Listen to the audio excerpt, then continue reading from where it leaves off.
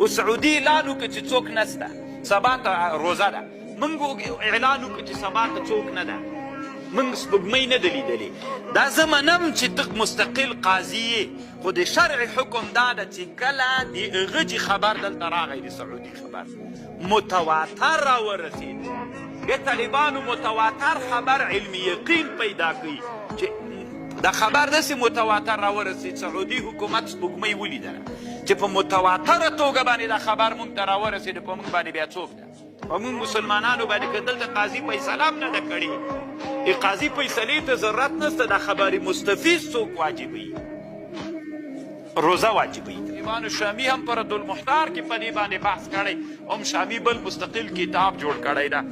وليس هذا موضع انجاز البحث وانما القصد اشارات الى المقصود والله ولي التوفيق. دا استفاضه چې تواتر باندې، او نن طالبانو خبر په تواتر راځي.